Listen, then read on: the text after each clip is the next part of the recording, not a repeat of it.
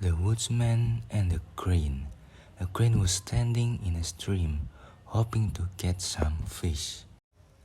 A huntsman was crawling through the bushes on the river bank and spotted the crane.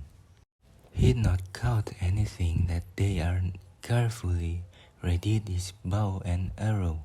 He took aim and sent an arrow flying towards the crane. The crane heard the movement of the arrow through the air and raised her wings. Just as she was airborne, the arrow hit her in the thigh. She squealed but was able to stay in the air and fly away. She didn't get very far before the pain forced her down. She landed awkwardly in a clearing in the woods. A woodsman who'd been working there, gathering branches, found the poor crane. He took pity on her and dropped his wood and carried the crane to his hut. There he removed the arrow and applied some herbs to help heal the wound. The woodsman took good care of the crane. He fed her and changed her dressing every day. As her wound healed, the crane fell in love with this kind woodsman. Unbeknown the woodsman, the crane happened to possess magic powers, and she was able to turn herself into a young woman. When the woodsman came home from his work that evening, he found the woman there, who had prepared a meal for him. The next day she went into the village and procured a weaving loom that she placed in one of the rooms.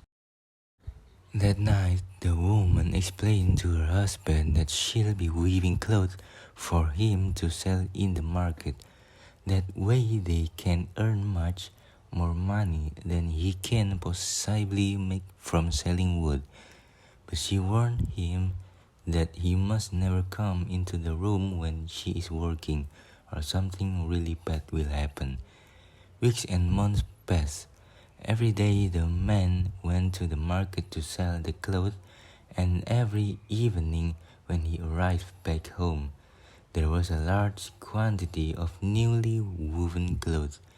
They were now very well off, and they had a very good life. One day the man became curious, and he determined to see how his wife managed to produce all these very fine clothes day in day out. He set off for the market as usual with the clothes, but once out of sight house, he hid the clothes behind some trees and went back to the house. Keeping very quiet, he crept up to the room where she worked. He could hear her working inside. He slowly opened the door and peeked inside. To his great shock, there working at the loom was the crane he rescued. Immediately, the magic spell was broken, and the crane returned to her natural state. Because he could not control his curiosity, the man lost his wife and his income from selling the clothes and she used to weave.